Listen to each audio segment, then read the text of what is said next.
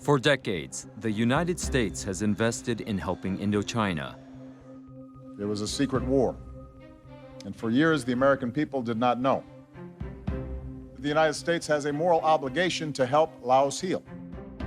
But Laos's healing efforts are crippled by the recent abrupt shutdown in USAID. The cut in USAID is not appreciated. The UXO continues to mime, to kill. As the U.S. exits, China moves in. สำหรับการช่วยเหลือของจีนครั้งนี้ก็ถือว่าเป็นการช่วยเหลือที่ครั้งใหญ่ที่สุดของมโหสถของพวกเขาที่มีมา Chinese megaprojects have improved connectivity, but also saddled the government with debt that it is struggling to repay. The Chinese overinvested. They gave it too much money, and they kept extending the repayments so that the debt is just built up. It's irrecoverable and not solvable. If any country or any international organization wants to lend more to Laos, be my guest. The problem is that they don't want to lend to Laos. They have been fueling the conditions which result in abject poverty, a lack of development of all kinds, lack of connectivity for countries like Laos, and now they want to accuse China for debt trap, etc. As Laos searches for new engines of economic growth, another Chinese megaproject gets underway in the north of the country. 我们公司或者说我们董事长的这个想法就是说，在摩丁这个地方，打造老挝的第一个现代化城市，以及老挝的北部金融中心。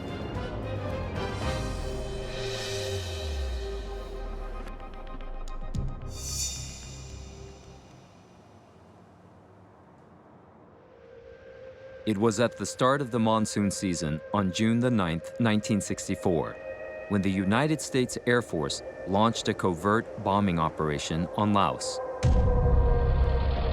So began a 9-year secret war aimed at destroying North Vietnamese supply routes during the Vietnam War. There was a secret war, and for years the American people did not know. Even now, many Americans are not fully aware of this chapter in our history, and it's important that we remember today. Over 9 years, from 1964 to 1973, the United States dropped more than 2 million tons of bombs here in Laos. More than we dropped on Germany and Japan combined during all of World War II.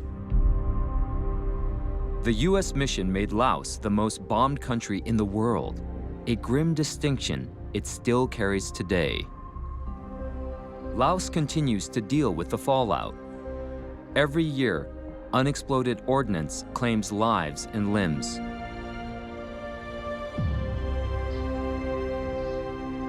Cope Center, an NGO, helps these victims with funding from USAID.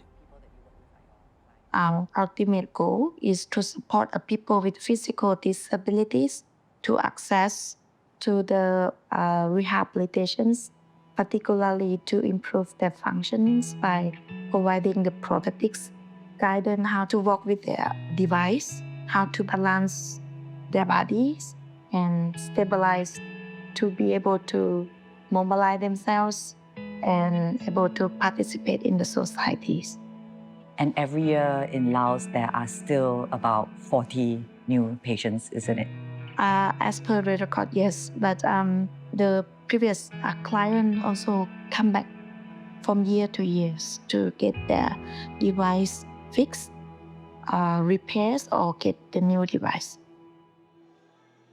On his inauguration day, President Trump announced large cuts to USAID, rescinding on former President Obama's pledges in Laos. Now, given our history here, I believe that the United States has a moral obligation to help Laos heal. COPE has seen its funding dry up. That policy decision in Washington translates to less prosthetics being made, less physiotherapy work for those who have been affected by American bombs, and a harder life for amputees. With USAID funding now gone, how will you raise funds for your work in future? We also looking for other organizations that could step up to help handling to support this. which the needs still be there from the people who are living in the rural areas that waiting for the service. Since 1995, America has invested over $390 million in unexploded ordnance or UXO work, covering demining teams, public safety education, and financial support for victims and survivors. Since Obama visit in 2016, increased their funding to UXO recovery and demining. So it's an important part of the relationship between the U.S. and Laos. So the cut in USAID, I think, would have some impact. The UXO continues to mine, to kill, and is a major impediment for development. So every dollar from the government and from development partners that go into demining efforts counts, right? So any loss is a loss because even the current scale of the funding and the efforts does not match what had been dropped. So the Lao case is just emblematic of a broader one for the whole global South and developing world. And in particular, the mainland countries of Southeast Asia. Laos was the most heavily bombed country, a lot of cluster munitions. Cambodia as well. Vietnam suffered not only from the mining, unexploded ordnance, but dioxin poisoning from the use of Agent Orange defoliants. USAID also in all these countries was helping with public health, HIV/AIDS, tuberculosis, other emergency. All of a sudden, provinces that expected the normal clearance and more land open for farming can't go. And then you lose the trained miners. You get rid of all the networks of NGOs, halo groups, et cetera, that were operating. And how are you going to recall them back if ever you restart? A few streets down from Cope Center, the scale of new Chinese aid flowing into Laos is on full display. สำหรับการช่วยเหลือของจีนครั้งนี้ก็ถือว่าเป็นการช่วยเหลือที่ครั้งใหญ่ที่สุดของมโหสถของพวกเขาที่มีมาเช่นว่าตึกนอนเนาะอยู่ในตึกนอนนี่ก็ถือว่ามันก็เป็นตึกที่ว่าสามารถบรรจุได้600เตียงถือว่าบรรจุได้600คนที่เข้ามาใช้บริการนอนเนาะนอกนั้นก็จึงมีเครื่องอุปกรณ์การแพทย์เนาะอุปกรณ์การแพทย์นี่นับแต่ทางเครื่องผ่าตัดเครื่องส่องกล้องเครื่องรูปภาพรังสีเช่นว่าเอ็กโกเอ็กซเรย์ MRI CT สแกนเนอร์มัมโมกราฟีและอื่นๆยังมีหลายอย่างที่ว่าช่วยถือว่าครบสุดของเรียกของอุปกรณ์การแพทย์เจ้าและก็ยินดีที่ว่าพวกเขาได้รับห้องหมอใหม่สำหรับตึกนี้เขาได้เปิดตั้งแต่เดือน2022มาฮอดปัจจุบันเห็นว่าแต่ละเดือนคนเจ็บมารับใช้บริการขึ้นเรื่อยๆไปการมีเครื่องไม้เครื่องมือที่ทันสมัยขึ้นก็ช่วยได้หลายอย่างเนาะถือว่าการรับใช้คนเจ็บมันได้ไวว่องไวสะดวกไวขึ้นกว่าเก่าเนาะThe hospital is among many examples of Chinese overtures to enhance its image and influence amid the ongoing superpower rivalry. There are many who believe that Laos is leaning towards China. Are they correct? You have to appreciate geography a little bit. China is a big market. It's a big country. It's a big economy. It's a direct neighbor of Laos. It's just above us. And everywhere in the world, when this situation happens, a big country, smaller countries, you have a very close and strong relationship. It's just unavoidable, whether you're friends or foe. But luckily, we are a friend of China, and I think there's a lot of opportunities presented to Laos from China economically. You have a large Chinese investment in Laos. You have a big trade in Laos. I think Chinese trade with Laos will be number one soon. But Laos foreign policy has always been one of careful balancing since very long time. We, for example, even during the Cold War, we never cut off relations with the U.S. And we track relations with Western powers. And we are a big believer in ASEAN, actually. In the capital, Vientiane, Chinese restaurants, hotels, and shops are a common sight. So are Chinese tourists, many arriving here on the new Chinese-built Laos-China Railway.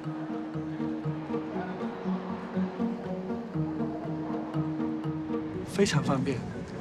因为老自从有了这条铁路以后，我们来坐火车，第一很轻松，不会像坐汽车那么累；第二，这么火车现在非常现代化，也非常舒适、平稳，也不会晕车。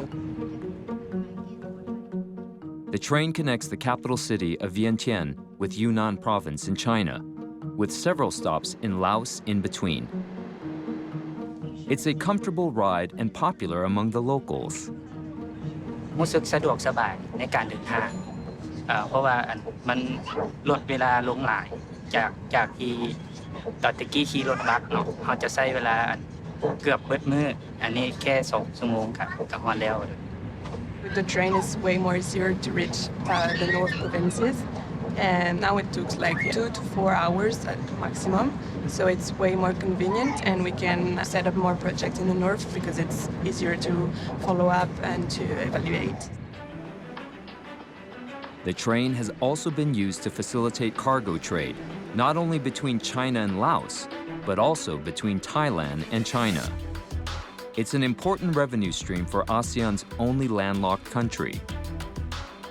Let's talk about the disadvantage of being landlocked, right? For a very long time, when you have to export, you have to pay 30 to 40% more transport costs. So you cannot trade.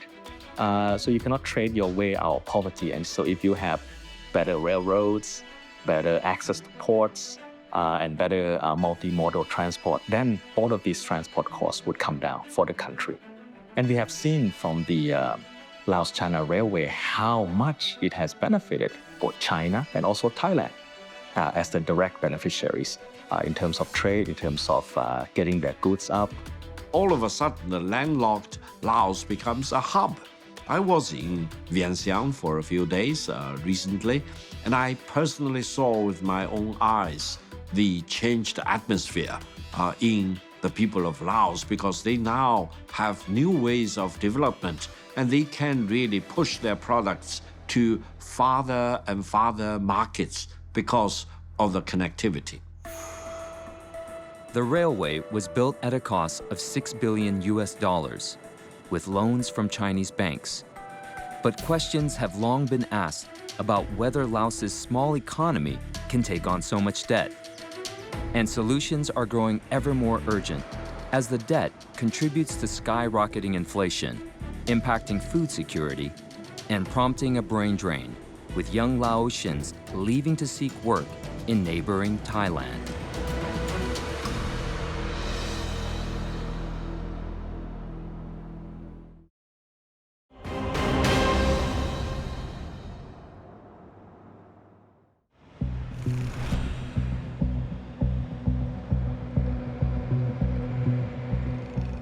Vientiane is at a crossroads.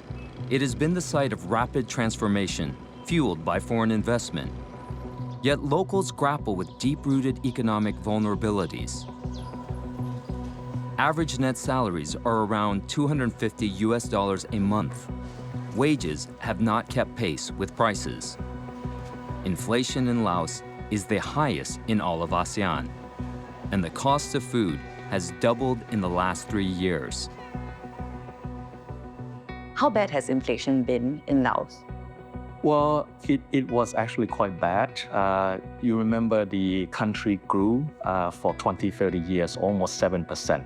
And very strong economic growth, but based mostly on extractive industries, hydropower, mining, etc. And then COVID hit and other external shocks, right? Ukraine war, with high debt, with tourism stop, it affected, and inflation increased, the value of the kip decreased. So it was quite bad. Laotian debt has long been a subject of controversy. The biggest creditor to Laos is China, which gave loans of not just $6 billion for the railway, but many billions more for hydropower projects.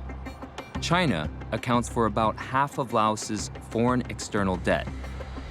The Chinese overinvested. They gave it too much money, and they kept extending the repayments so that the debt is just built up. It's irrecoverable and not solvable. So, yeah, it's a debt crisis, and it calls into account the responsibility of donor countries. to meet international standards. Laotians need public spending on things like healthcare and education, but more than half of the government revenue was paid to debt servicing obligations in 2023, leaving little fiscal space for spending on these critical public services. The government has renegotiated with the important creditor, I think mainly China, to schedule or reschedule some payments, and I think that is going on. If any country or any international organization wants to lend more to Laos, be my guest. I'll be very happy to see that. The problem is that they don't want to lend to Laos. They don't want to participate in the economic development or build infrastructure projects in Laos. That's the reason why Laos has been one of the least developed countries in ASEAN and also in the world. So I think those naysayers really need to wake up. What have been they doing? They have been fueling the conditions which result in extreme poverty and abject poverty and lack of development of all kinds, lack of connectivity for countries like Laos. And now they want to accuse China for debt trap, etc. Experts agree that the best way to get out of debt is economic growth. But Trump's tariffs have put a dent on that plan. The US is not the biggest market for Laos, but it's an important market. I think almost close to $1 billion last year of trade. And we have a big surplus against the US, right? We export coffee, garments, and increasingly, I think, solar panels. So this is an important market. Trump slapped Laos with 48% tariffs on Liberation Day before announcing a pause.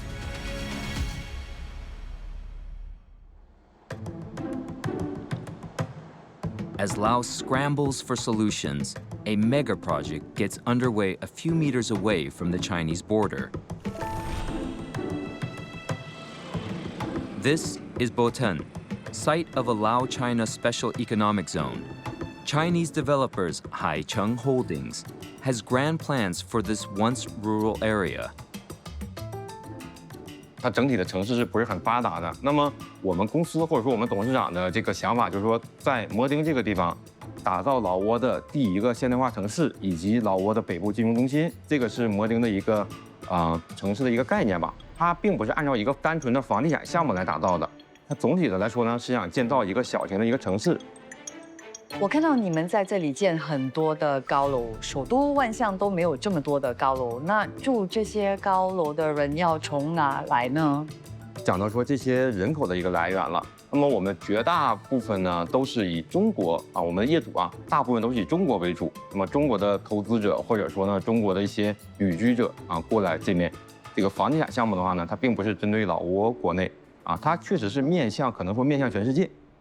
现在中国的经济也面对了许多问题，会影响你们的招商吗？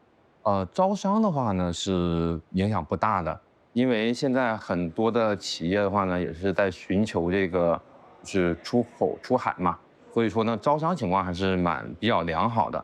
工厂这些工人的话呢，他们的平均工资可能是1000到1500之间人民币一个月。那么相较于中国，可能同等条件下的一个中国工人到这里就可以换算。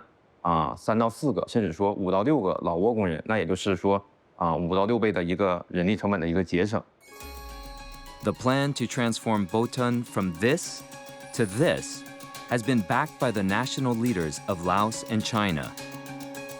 The two governments expect this special economic zone to be a model for Laos and China friendship, cooperation model. And development model for other countries in ASEAN. This is the second version of a Boten Lao-China border transformation plan that is being executed by Chinese developers. The first version started around 2010. Back then, the plan was to transform Boten into a casino town. The sign says, "Welcome to the new Macau." The plan went awry when casino operators detained Chinese gamblers who were unable to pay their debts. Body parts were found in the fields surrounding the area. The brand new casino town was vacated when the governments of China and Laos decided to shut it down. The developers stripped the buildings of whatever they could take with them and left for China. After that failed endeavor, Haicheng Holdings took over the development of Boten and started construction. Are you confident in the future success of the Boten Special Economic Zone? I feel confident. Firstly, the developer has extensive experience in developing modern cities, like even in China or in other countries. And based on the actual development from the starting point or starting year in 2012, the plan for the development, the total area is 1,640 hectares. And so far, about 700 hectares have been developed. More and more investments are coming, especially in the industrial or processing zones. Boten is no longer a casino town, but it's clear that a huge gamble is still ongoing. The bet is on whether this can become a modern metropolis in northern Laos. For a small country like Laos, the stakes are high.